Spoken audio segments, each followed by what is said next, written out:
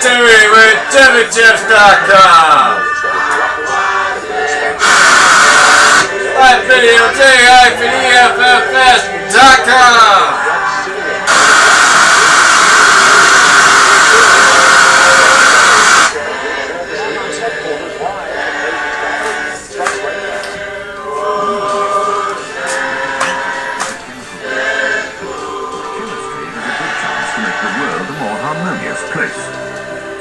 Chemistry works so that bandages end up loving the water.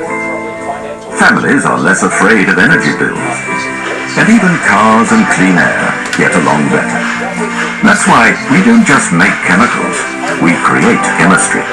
BASF, the chemical company.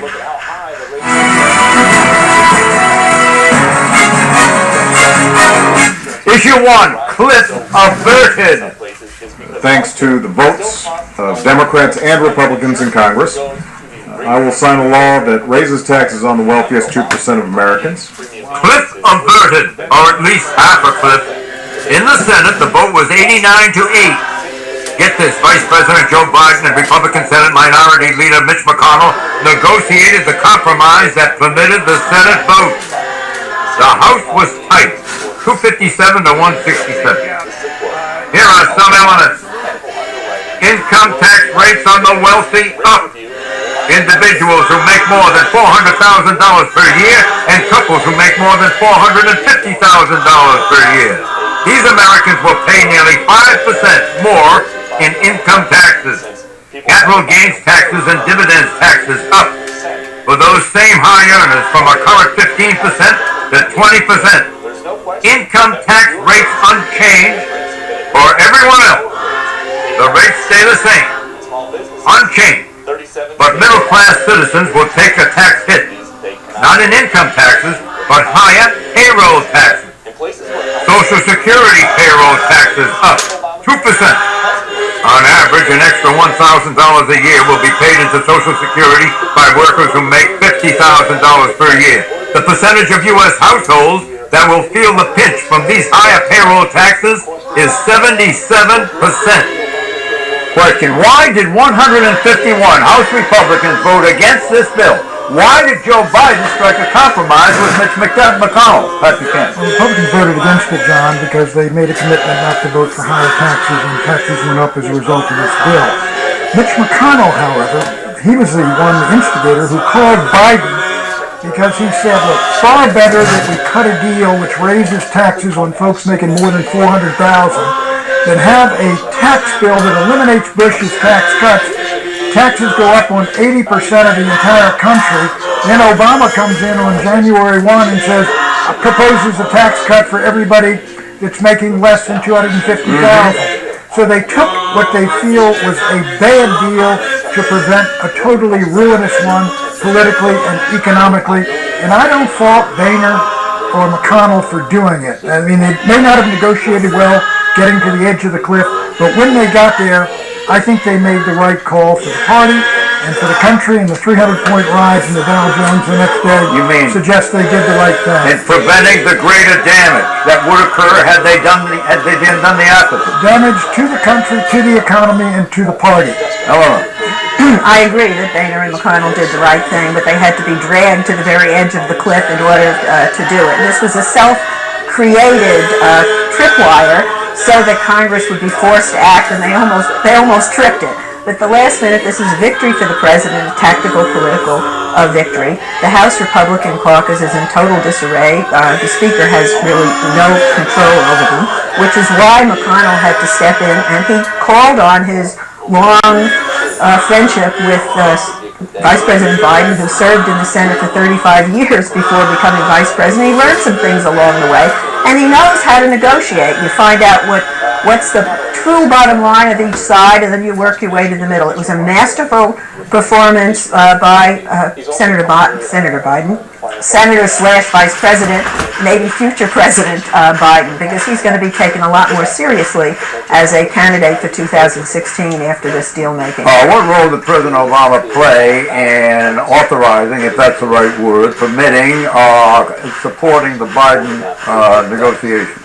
Well, after McConnell called Biden and said, does anyone down there know how to make a deal, Biden went to the president and got his okay to plunge in here at the last minute. You almost wondered if it was wired this way all along. You kind of knew they were going to save the day at the very last minute. And I must say, I think I and a lot of Americans probably felt a little bit had by all of the drama and the tension. In the end, they do the only thing they really could do. You think that the Obama-Boehner paralysis was a setup, or was that what authentically? No, that's authentic. The president tried to walk down the aisle with Boehner twice, and Boehner couldn't deliver. He cannot control his caucus. All right, now, whether anybody could is another question. You know what scrambled eggs are? Yes. You're in the position now of unscrambling all of these eggs, because the viewer has to understand this. One of the things that Obama did, he dispatched Biden. What's his problem? What's Obama's problem right now? What was it going into? What was going into it is that Republicans didn't want tax hikes on the rich, but also Obama wanted this whole raft of special interest tax credits for wind, for algae energy, for NASCAR and Hollywood got tax credits out of this bill. And college credits and Obama pushed, if you just look at the business ones, leave aside the individual ones, there was more money, $70 billion in business tax credits, so that's revenue loss. Then he gains in his tax hikes for the rich, which was only $60 billion over 1 year. And so Obama had this disparate view where he wanted to raise taxes on the rich, but he also wanted to cut taxes on the big business lobby so that he has them on board for future negotiations. And Republicans didn't like either of those, and Obama won both of them. So Obama's project was to soften the situation up, correct? Yes. And he did it. He did it. And he softened up the business lobby by giving them a whole raft of corporate welfare. Yeah. What do you think of that? I think he negotiated better than a lot of people. We call that He bought the investment. support, didn't he? Yeah. What do you think of that? I think we have more respect for Obama now, right? Well, I wouldn't quite go that far, but I think it's a good try. I think that what happened was the Republican leadership in the Congress really had lost all trust in Obama and the way he negotiated, and they had no personal relationships with him, which is not the case with Joe Biden. So they had somebody at least to negotiate with who understood it's not the first time Joe Biden stepped in, and I think he did a first-rate job, and I think it was right for the president to allow him to do it, and Mitch McConnell was right. Who in that place could do a deal? And Biden was the one who could do the deal, and he did the deal, and thank God he did. Okay. Since you're up there, Mark, let me explore this further with you. Forget the fiscal list. Think avalanche. In his column in U.S. News and World Report, Mort Zuckerman drew the curtain back this week on the clear and present dangers of the national debt.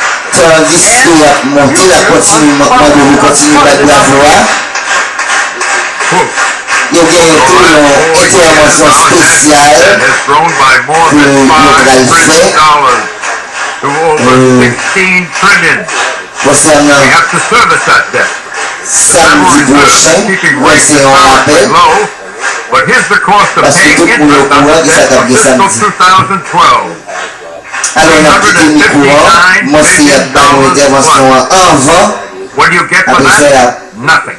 prezante nou, The greatest fiscal pour challenge komanse to the U.S. gwen government is not just its annual deficit, but its total liability. s'il vous plaît, nan Our mande federal yon komite balance sheet direktor does not atapè, include our unfunded social insurance obligations, Medicaid, Social Security, and the future retirement Just making benefits money of off the federal national debt of the employees. United States of Only in the America. small print of the financial statement big do you get banks. some idea of the enormous size of the unfunded banks made commitment. $500 billion. Today, the estimated unfunded total is more than $87 trillion. That's 550% of our current GDP, gross domestic product. And the debt per household is more than 10 times the median family income. Of course, we can go on whistling in the dark until we run into the reality of a crisis we sometimes hear vaguely mentioned, when it is mentioned at all, unquote. That was an earlier column. If you had a chance to sleep on this, do you want to retract any of that? No, it's pretty scary stuff. It is scary stuff, and I think a lot of people who have followed this issue closely share the same view. This this is not something that I dreamt of. This is a very serious problem facing this country, and anything could turn it in the wrong way. You never know what kind of an event would in effect cause everybody to say, we're not going to buy American debt any longer. 50% of our debt today is held by foreigners. When we came out of World War II, we had zero debt held by foreigners. So we're dependent on the world to continue to buy our debt. And why do we have to sell debt? Because we run huge deficits every year. At some point, this is going to blow up. We have a debt rating. Every nation has a debt rating, right? Toilet paper, What is our debt rating?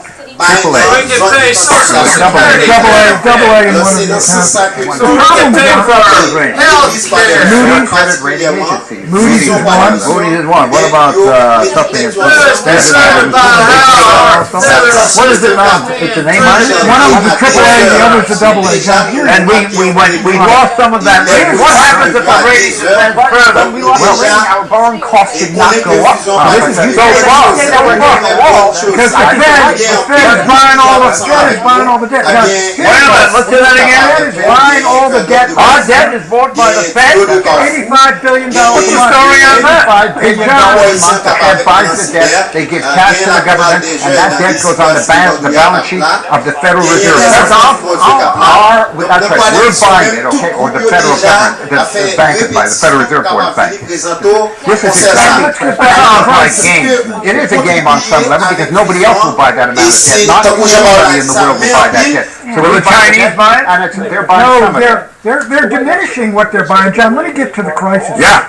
The political crisis on top of this fiscal crisis is Republicans are not going to give Obama one more dime in tax increases, and the Democratic Party of Harry Reid and Pelosi and Obama are not going to cut entitlements, Social Security, Medicare, Medicaid, food stamps, unemployment, Pell Grants, you name it, for the simple reason that's what the party's in business for. That is the crisis you got here right now in Washington. You got two very powerful forces, neither of which is moving as you add $1 trillion to the deficit and debt every Except year. that's very oversimplified. First of all, the Republicans cannot hold firm on threatening to take the country into default on the debt crisis. Well, they're threatening to do that, and the business community is going to come down hard on them, and their allies have traditionally been They're business. gonna demand So higher their side of the argument. Republicans go for higher taxes? So their side of the argument is not as strong as it once was, and Democrats are willing to deal on entitlements. Not, I don't believe it. Well, What's your you opinion can tweak these programs. You not cut them and dismantle them the way the Republicans want to do.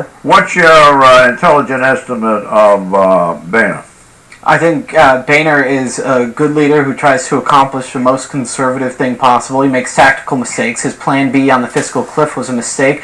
The way, in the end, that he handled passing the final fiscal cliff bill, though, was excellent management of his party. And I think he's safe, and he'll be speaker as long as he wants to be He's speaker. safe You don't because think he's nobody been else wants the job or can handle the You don't job. think he's been misjudged? I think he's In other words, he's far more canny than you think. What's the big thing he's got going for him? The number one thing. He and Obama get along. They used to. I don't know about Can you get that. anything out of He and Obama? Obama can talk together. You asked him I whether- think they you both asked have him- respect for each you other. asked What do you him- think of that? You asked him whether he trusts Barack Obama right He's now. also proud I don't of have Because he that doesn't. Trust them He at all. doesn't. The point Well, is they Obama get doesn't along. trust They him. That get doesn't along. make any difference. He can't trust Obama. Obama can't trust. Chemistry is right between the two of them. But Who else can Obama deal with? Obama his can't wife deal with either of them. and He's that's got about it. Biden up there dealing with Obama don't McConnell. want to deal with them. The Oh, sec- well, them people, Boehner's not out But of the act. Boehner is a decent guy. He's a deal maker, Obama's but he cannot prepared to control his caucus. Therefore, he is bankrupt not a the United States trustworthy of America. partner. And he has promised his caucus he will What not is develop. I want to hear some more on this. But that is a distortion of what's going on. The fact is, in the negotiations with the president, That's the a- Republicans have come to the Obama conclusion wet that they dream. can't trust his word. That what he does, he puts forward a program, then he elevates the demands that he has, and then he uses it as That would be politics to beat up on them. scenario And I think that is, that he would there's virtually no trust be between them. agreeable I've to. spoken to all the senior Republicans. They all say the exact same thing. Why don't you try talking to some of the senior Democrats do and get talk the to other them. No, I side? do get the Because other that was side. a one-side view President that you Obama just put doesn't forward. talk to a lot of those senior Democrats. That's right. The Republican Party does not trust Barack Obama. They like Biden, and they can cut a deal with Biden, but if you get the president there, he sandbagged Boehner twice. Hey, Pat, you know that. It's the Do opposite. you know that the public debt of the United States in the first term of Barack Obama went up over $4 trillion. $5 trillion. Over 5. And it's going up 4 more in the next 4 so years. he has to keep that off the table. No, That's bad for Obama. No, he Well, doesn't. it could be disastrous for Obama. No, I and the mean country. historically and bad for him. He can't- He's got a second term. He's going to have, John, we're running $1 trillion deficit every year. He's got to cut spending All all of of that. that's for Obama to have run up that kind of a national debt. It's very bad for the country. Therefore, I assume it's going to be seen as to be bad for the president. But it is no doubt. 5 trillion. It took us Out over of 16 trillion. It took us over 200 years to develop a deficit of a debt of $200 trillion. We did $5 trillion in the last 4 years. We have an economy that still needs short-term stimulus. You do have to long-term cut the debt. And the voters trust this president to protect their interests as opposed to the Republicans on Capitol You've got Hill. 15 seconds max to close this off. What do you want to say? I think that nobody can really trust Obama. That he doesn't get along well with anybody. Personally, I think he gets along well with his wife and his kids. And that Boehner and McConnell, they don't like having to deal with him. He's prickly and he doesn't deliver what he I says he think will. that's great. The voters get along with Obama. Doesn't get along with anybody. Personally, he may be, but you cannot trust him in negotiations. He doesn't like it. I'll tell you who he trusts. Boehner couldn't deliver. He trusts the vice president, does he not? Well, Joe Biden goes up there and knows how to cut a deal, and both of them wanted a deal. No, they trust each other. That's right. McConnell, I don't think they're great friends. No, but I'm they talking trust each about other. Biden and Obama. Issue 2, repeal Amendment 2. The Bill of Rights to the U.S. Constitution, ratified in 1791, enshrines the right of individuals to keep and bear arms. So says the Roberts Supreme Court in a recent ruling. The origin of the Second Amendment dates to the first battle of the American Revolution. English troops were on their way to Concord, Massachusetts, where they would seize the colonists' arms and ammunition. In 1775, they were ambushed at Lexington, 7 miles from Concord, by the so-called Minutemen. The Second Amendment of the U.S. Constitution, 1791, was drafted by James Madison, who later became our 4th president and was modeled on existing state precedents. Quote, a well-regulated militia being necessary to the security of a free state, the right of the people to keep and bear arms shall not be infringed. Unquote. The key concept underlying this article in the Bill of Rights is this: individual gun ownership is a defense against tyrants, whether a monarch like King George III or a modern dictator like Adolf Hitler. That right, says the Supreme Court, can be subject to reasonable regulation, but cannot be done away with altogether. So, to repeal the constitutional right to keep and bear arms requires, obviously, amending the U.S. Constitution, which is an elaborate and costly process. Either a new national constitutional convention or approval of the proposed emendation by 2/3 of state legislatures. Arguments in favor of repealing the Second Amendment include banning private firearm ownership to prevent atrocities like the Newtown murders, and trusting authorities and the rule of law to safeguard our security and liberties instead of armed citizens. Question: if the U.S. Constitution were being drafted today, would it be a good idea or a bad idea to exclude the Second Amendment? Tim Connie. I think we ought to exclude the first part, which adds the ambiguity, and just say the right of the people to keep and bear arms shall not be infringed. That's that right, taking away guns from Americans would not keep us safer from gun violence. There have been many academic studies by this. There was a Harvard Journal of Policy and Law, something like that. National Academies of Sciences went and looked to try to find, do stricter gun laws have an effect on gun ownership? No. On gun crime? No. Even gun ownership doesn't have a direct effect I'm on sure gun I And could the have surveys with you. I think that's kind of a pointless exercise. But nobody is talking about amending the Second Amendment or repealing it or anything like that. All people in this gun violence debate want to do is to regulate the sale of weapons and maybe ammunition so that people can't go out and mow down 21st graders in 15 minutes. There's no reason why people should have access to assault weapons. You don't need, the sportsmen don't need that, and most sportsmen favor regulation. There are 3 million Armalite rifles, those Bushmaster types out there right now, and people are buying them like hotcakes. Every gun show, the sales are up enormously. 41%, they were up in December, at the last December, which was a record year. John, what is coming though, Eleanor is correct. The push is going to come on 3 things: to grandfather in the assault weapons that are here now, to try to outlaw assault weapons, outlaw magazines that carry more than 11 or 12. Let me get this in there. With no Second Amendment, Congress could pass a law as limited as this, banning assault rifles, or as sweeping as prohibiting all private firearm ownership and requiring the surrender of all privately held firearms. There could be no appeal. There would be a revolution in this country. Baloney! That doesn't mean you can't own one, but you have to put it in first and then go in and try to... 270 million guns in this country right now, John, and they're adding to them at the rate of about 16 million a year. Assault weapons. Everything else that has been proposed is filled with loopholes. Well, and it does not solve the problem. The term assault weapon just means because you can't fix everything doesn't mean you shouldn't do anything. That's what I just proposed doing. At least contemplating. Right, licensing people to use them, putting identification on guns, like the number on your car vehicle, so you can identify who owns them.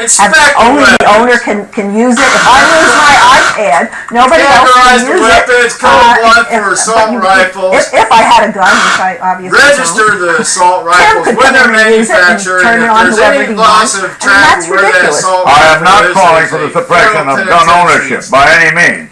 Issue 3, Christie's ire. Shame on Congress.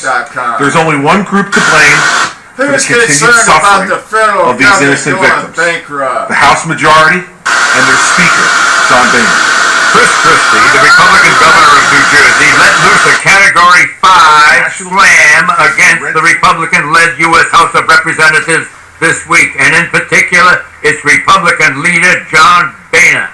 It was because a disaster aid package was delayed, totaling some $60 billion for the 24 states hit in October by Hurricane Sandy.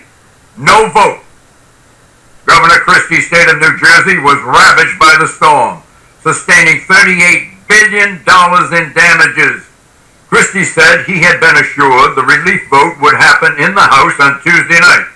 It had already passed the U.S. Senate, but he was informed shortly before midnight that no vote had been taken. On Wednesday, the governor went ballistic. Last night, politics was placed before our oaths to serve our citizens.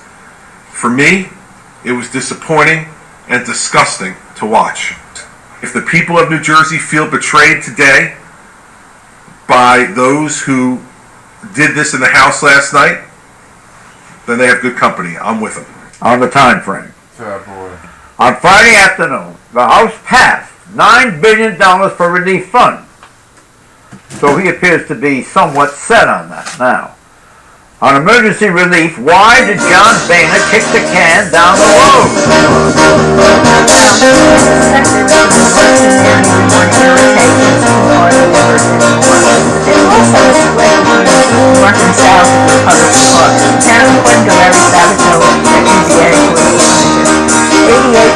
Of Southern Republicans voted against the fiscal push deal, 88% of Northern Republicans voted for it. So a lot of Southern Republicans think, why should we be bailing out to blue states to the north? And Northern Republicans say, hey, we're donor states. We send more money to Washington than we get back, and we bailed out more than red states. Well, there was a lot of anger about this, and it was stupid to deny federal aid to the victims of Sandy. We're living in shelter and suffering. $1 billion bill stop. In Alaska,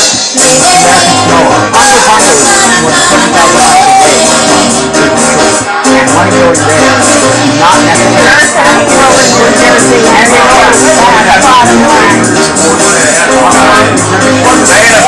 Boehner, by the way, has a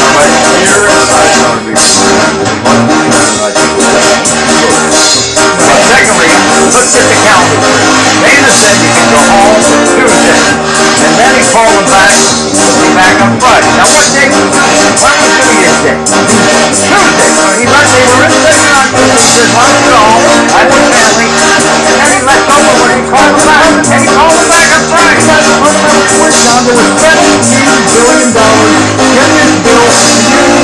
and all these other things. Nick Henrich this morning said on TV, 2/3 of the money is going to be spent 2 years from now or more. It was a stocking stuffer. Misleading But the point is, they can do it. The replacement of what has been destroyed is going to take time to build. Okay, you can't do it in January. It has to build later. They're going to do it right in January. It's not going to be all done. There are bridges, there are roads, there are a lot of houses. It takes time to build these things. It takes time. I want a bottom line here. I want a bottom line before we sign off. So what do you think of the ire of the governor of New Jersey? I think it's misplaced. I understand it's misplaced. Completely well placed, and Peter King, a Republican from New York, Yeah, Wade did. What do you think? Conservatives shouldn't angrily ask for more money. What do you think? Both he and Andrew Cuomo, both Governor Cuomo and Governor Christie were justified in what they said. Both justified. Out of time. Bye-bye.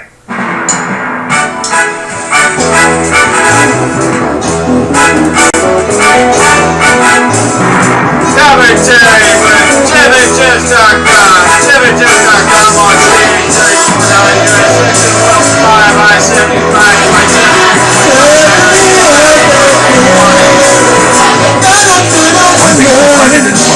by American Petroleum.